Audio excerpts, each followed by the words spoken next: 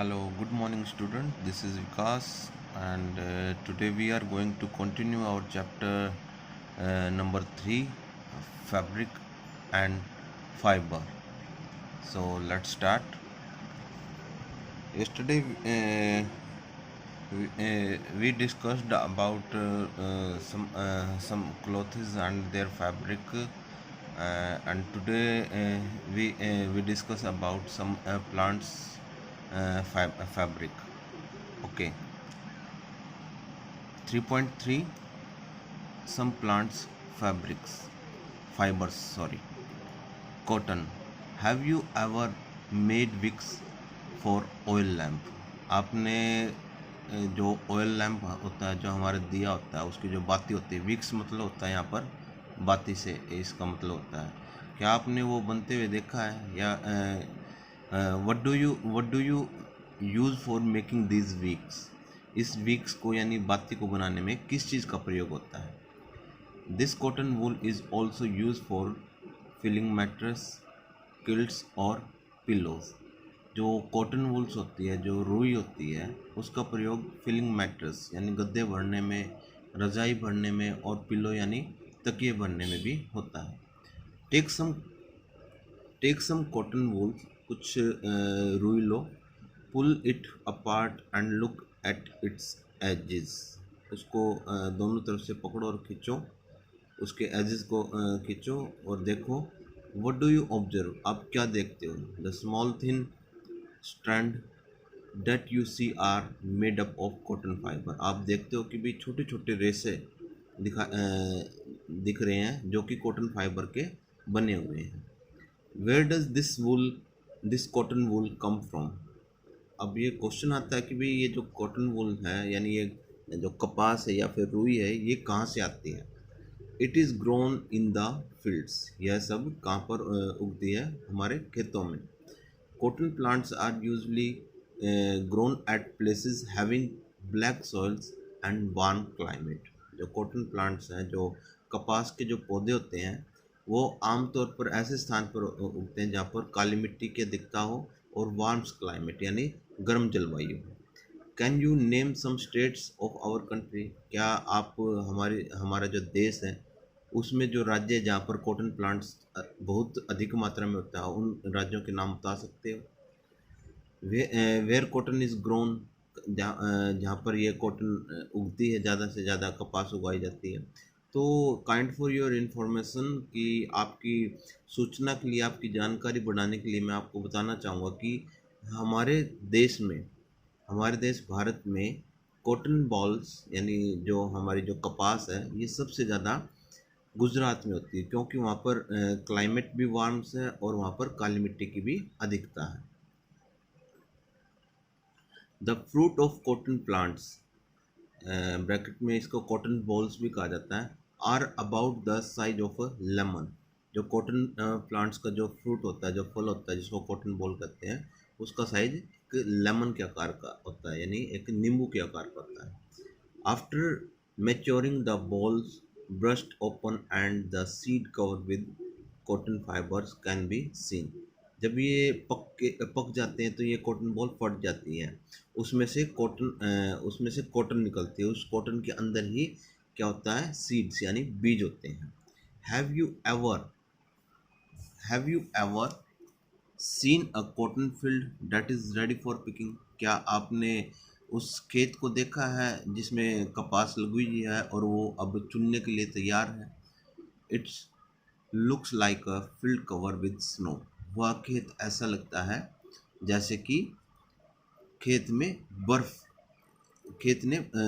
ने खेत को ढक रखा है, जैसे शिमला वगैरह में जहाँ पर स्नोफॉल होता है, वैसे दिखाई देता है।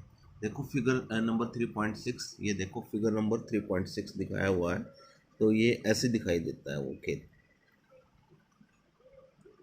From this balls cotton is usually pick by hand. ये जो बॉल्स होती हैं, ये जो कॉटन बॉल्स, जो फ्रूट होता है, जब वो ब्रस्ट आउट हो जाता है यानी फट जाता है, तब वो जो कॉटन जो निकल के आती है उसको हाथ से ही निकाला जाता है, चुना जाता है। Fibres are then separated from the seeds by combing. अब फाइबर्स जो रेशा होता है, और उसको सीड से यानी बीज से अलग किस तरह किया जाता है? बाय कॉम्बिंग, यानी एक कंघे के आकार का एक कंघे जैसा होता है हाथ से लकड़ी का, उससे निकाला जाता है। This process is called ginning of cotton. इस प्रोसेस को, इस प्रक्रिया को क्या कहा जाता है? कॉटन से सीड्स को अलग करने वाली प्रक्रिया कहा जाता है, जिसे गिनिंग कहते हैं। Ginning was traditionally done by hand. यह जो गिनिंग जो होती है ये प्राय हाथों से की जाती है। दिस डे, आजकल क्या है, machine are also use for ginning. Machine का प्रयोग भी होता है गिनिंग के लिए। ये देखो, ये वो कंगा टाइप होता है जिससे कि हम कपास से बीज अलग करते हैं। ठीक है। नाउ अब हम बात करते हैं जूट। यानी हमने जो प्लांट्स हैं, दो प्रकार के प्लांट्स हैं जिनसे हम फाइबर प्राप्त करते हैं। पहला कॉटन, जिसको कपास कहते हैं। दूसरा जूट, ये जूट है। Jute fibre is obtained from the stem of the jute plants. जो फाइबर होता है, जूट का जो रेशा होता है, वो है जूट प्लांट के स्टेम से प्राप्त होता है। स्टेम मतलब कि उसके तने से प्राप्त होता है। It is cultivated during the rainy season. यह इसकी जो खेती जो होते हैं वो रेनी सीजन के दौरान की जाती है। In India jute is mainly grown in West Bengal, Bihar and Assam. और भारत में यह प्राय पश्चिम बंगाल, बिहार और असम में उगाई जाती है। The jute plants is normally harvested when it is at flowering stage. जब जूट प्लांट की खेती कब की जाती है? जब उसमें थोड़े थोड़े फूल आने शुरू हो जाते हैं। The stem of the harvest plant are immersed in water for a few days. जो जूट प्लांट है उसके स्टेम को कुछ टाइम के लिए उसमें पानी में सड़ने के लिए रख दिया जाता है। The stem rot and fibre are separated by hand. जब वो स्टेम जो तना होता है, रोट, वो सड़ जाता है यानी पतला हो जाता है, और फिर उससे फाइबर अलग किया जाता है हाथों की सहायता से। नेक्स्ट है to make fibres all these to make fabrics, all these fibers are first converted into yarn। जो फैब्रिक होता है उसको बनाने के लिए all the fibers are first converted in the yarn। जो फाइबर्स है उसको, जो रेशा, उसको यार्न यानी धागे में कन्वर्ट किया जाता है। How is it done? यह कैसे होता है? ये देखो, ये एक दिखाया हुआ है, ये फोटो आपको, ये कैसे किया जाता है इसमें थोड़ा हम आगे पढ़ेंगे। 3.4 है स्पिनिंग कॉटन यार्न। अब जो स्पिनिंग कॉटन यार्न, जो कॉटन यार्न है उसकी कताई कैसे की जाती है?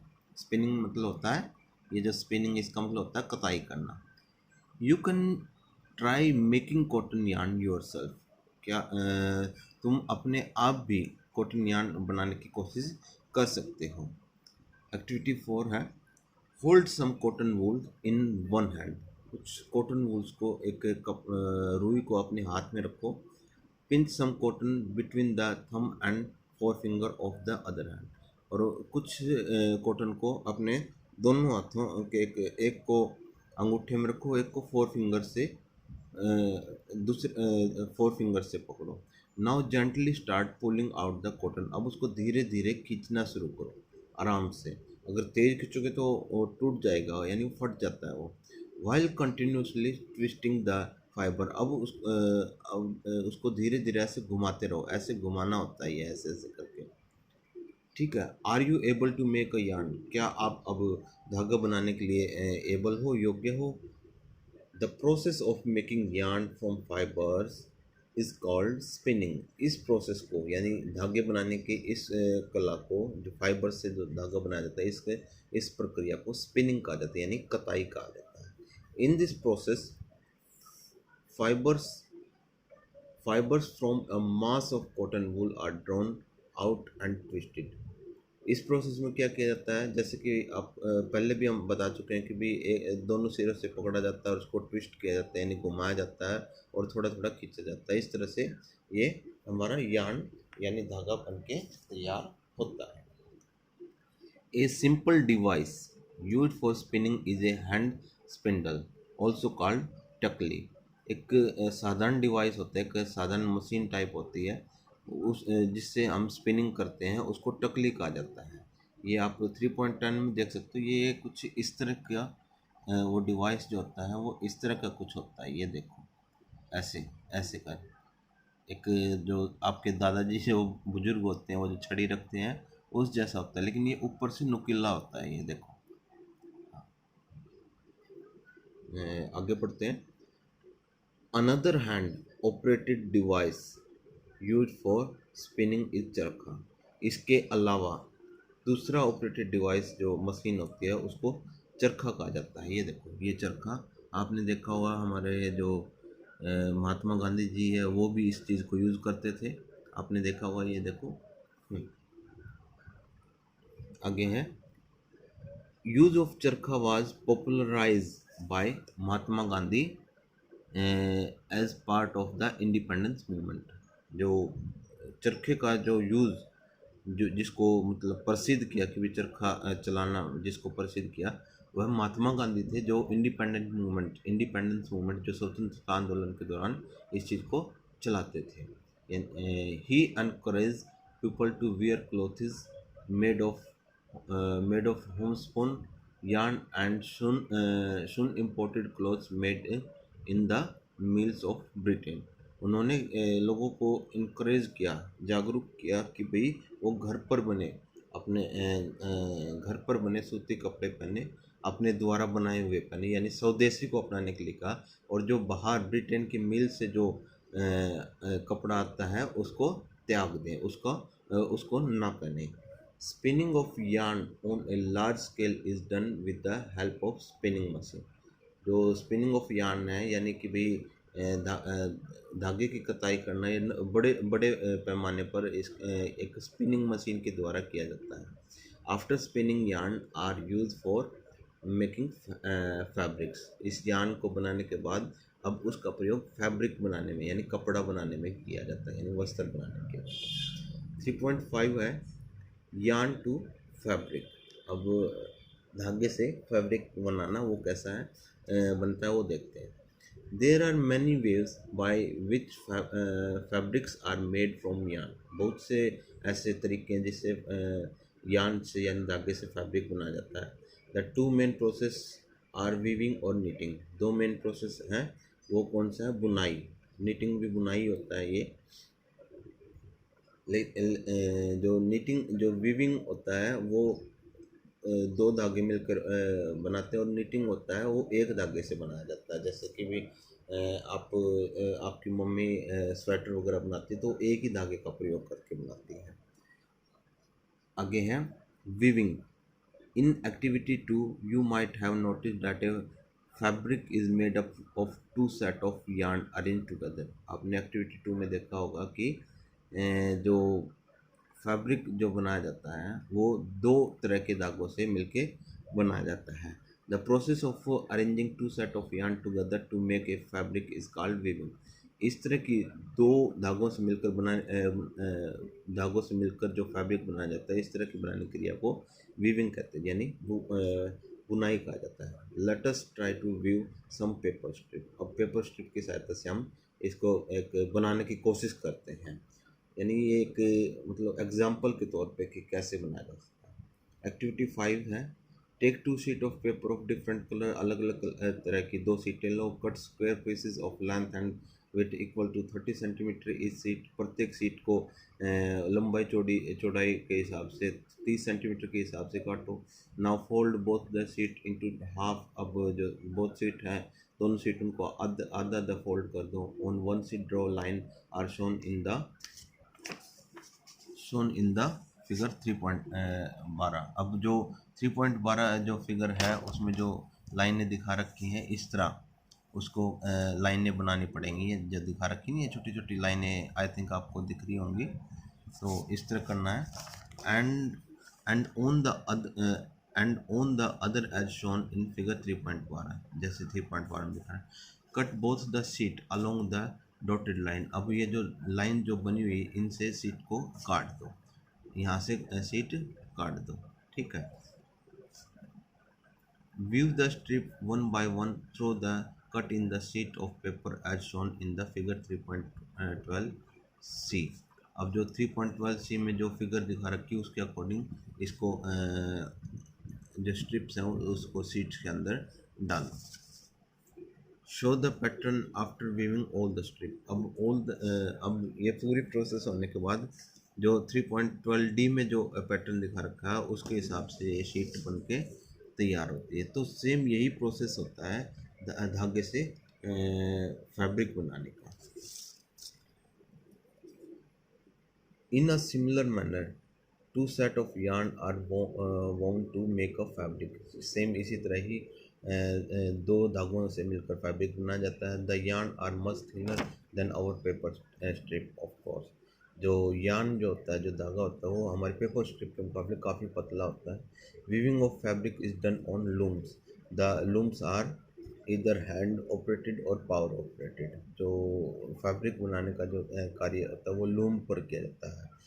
अगर हैंड से ऑपरेट करें तो उसको हैंडलूम कहते हैं, अगर पावर से ऑपरेट करें तो उसको पावर लूम्स कहते हैं। ये देखो ये जो दिखाया हुआ है ना, ऐसे आपने घर पे देखा होगा कि आपकी माताएं या फिर बहनें दरी वगैरह बनाती है, सेम वही प्रोसेस होता है। दरी में हम मोटा कपड़ा डालते हैं जबकि इसमें हम कपड़े डालने के बजाय धागे को का यूज़ करते हैं। ठीक है। Now knitting. Have you notice how sweater are knitted. आपने नोटिस किया कि स्वेटर कैसे बुनी जाती है। In knitting a single yarn is used to make a piece of fabric.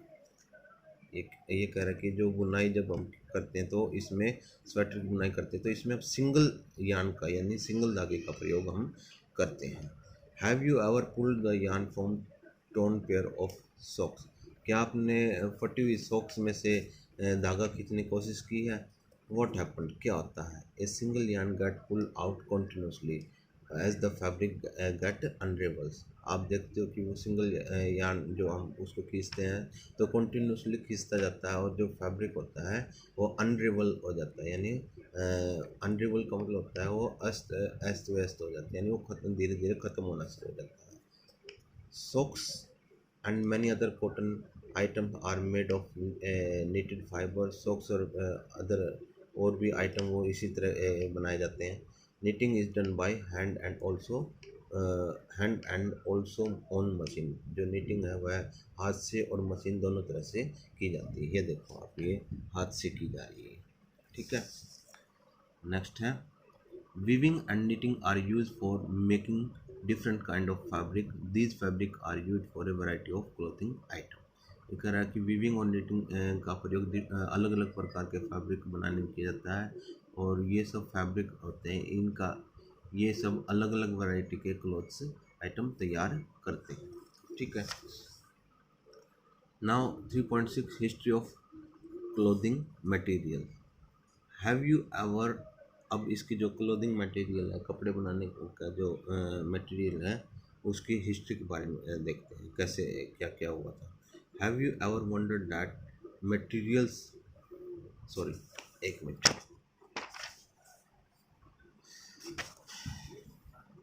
Have you ever wondered that materials people use in ancient time for clothes. आप आश्चर्यचकित हो जाओगे कि किस तरह का मटेरियल पुराने समय में पीपल क्लॉथ बनाने में या कपड़े बनाने में प्रयोग करते थे। It appear that in those time people use the bark and big leaves of tree और एनिमल स्किन्स और फर टू कवर देमसेल्फ। आप इट उस टाइम आपको दिखाई देगा कि जो पीपल हैं, जो लोग थे, वो पेड़ों की छाल, बार्क होता है छाल, एंड बिग लीव्स और उनके बड़े पत्तों का प्रयोग करते थे और एनिमल्स यानी जो पशुओं की स्किन खाल का प्रयोग करते थे, उनके फर यानी बालों का प्रयोग करते थे अपने आप को ढकने के लिए। After people began to settle in agriculture community. फिर वो धीरे धीरे एग्रीकल्चर कम्युनिटी के साथ आना शुरू हुआ, यानी कृषक समुदाय में के साथ आना शुरू हुआ मतलब कृषि करनी शुरू हुई। They learn to weave twig and grass into mats and basket. अब वो उन्होंने फिर घास से मैट्स और बास्केट बनाने सीखे, मैट चटाई टाइप। विंस एनिमल फ्लिस और hair were twisted together into long strand. अब उन्होंने जो एनिमल्स होते हैं उनके बालों की सहायता से वो घुमा घुमा कर, जैसे हम उससे फैब्रिक बनाया था, धागा बनाया था कपास से, इस तरह घुमा घुमा के ट्विस्टेड करके उसको रेशा रेशा तैयार करने लगे। दीज वर वोन इन टू फैब्रिक। अब उसको फैब्रिक में कब उससे फिर कपड़ा बनाने लगे उस धागे से। The early Indians wore fabric made out of cotton that grew in the region near the river Ganga. जो उस टाइम के जो भारतीय थे वो कॉटन का प्रयोग करते थे फैब्रिक बनाने में। वे जो कि कहाँ पर, गंगा नदी के किनारे उगता था। Flax is also a plant that give natural fibres. Flax एक प्लांट है जो कि नेचुरल फाइबर देता है हमें। इन एंसेंट इजिप्ट, इजिप्ट एक देश का नाम है, पुराने इजिप्ट के टाइम की बात है। Cotton as well as flax were cultivated near the river Nile. तो कॉटन और फ्लैक्स यानी कपास और फ्लैक्स की खेती नील नदी के किनारे की जाती है। And were use for making fibre, और उस का प्रयोग फैब्रिक बनाने में किया जाता था। In those days stitching was not known. उस टाइम पे सिलाई किसी को नहीं आती थी। People simply drape the fabrics around different part of their body. People क्या करते थे साधारण तौर पर, जो लोग थे उस अपने बॉडी पार्ट को ढकने के लिए उसको अपने चारों तरफ लपेट लेते थे। Many different ways of draping fabric were use. अलग अलग प्रकार के ड्रैपिंग फैब्रिक यूज करते थे। With the invention of the sewing needle, जब सिलाई वाली नीडल यानी सुई का आविष्कार हुआ, people started twisting fabric to make clothes. अब लोगों ने कपड़े से जो फैब्रिक जो था उससे अपने कपड़े बनाने शुरू किए। Stitches clothes have gone through many variation since the invention. धीरे धीरे उनमें अलग अलग प्रकार के वेरिएशन आए, जो जो उन्होंने समय के साथ साथ उन्होंने इन्वेंशन करना शुरू किया। देखो आजकल आप देखते हो कि हम कहीं हम कैपरी पहन रहे हैं, कहीं हम जीन्स पहन रहे हैं, कहीं हम डेनिम पहन रहे हैं। इस तरह ये सभी इन्वेंशन होते गए धीरे धीरे। जो जो मनुष्य सभ्य होता गया उसको समझ आती गई। But it is not amazing that even day sari, dhoti, lungi और turban is used as an unstitched pieces of fabric। लेकिन आज भी यह अचंभित करने वाली बात नहीं कि भी आज भी कुछ चीज़ ऐसी हैं कि जो कि बिना स्टिचेस किए यूज़ की जाती है। जैसे साड़ी है, धोती है, लुंगी है, टर्बन यानी टर्बन होता है हमारी पगड़ी, जिसको हम हरियाणवी में खंड का भी बोल देते हैं, और पंजाब में इसको पगड़ी कहा जाता है। तो अलग अलग जगहों पर अलग अलग इसका नाम लिया जाता है। Just as there is a large variety in the food eaten, जिस तरह आजकल खाने में अलग अलग वैरायटी हमारी कंट्री में है, ए large variety exist also in fabrics and clothing item. इस तरह ही लंबी बहुत बहुत बड़ी मात्रा में वैरायटी मिल जाएंगी फैब्रिक्स और क्लोथिंग आइटम में भी। Thank you. तो प्लीज़ कमेंट करके बताना कि कैसा लगा। मैंने अपनी तरफ से कोशिश की है आपको बताने की। कल कोशिश करूँगा कि मैं इस चैप्टर के क्वेश्चन आंसर और बताऊँ मैं आपको। थैंक यू, धन्यवाद।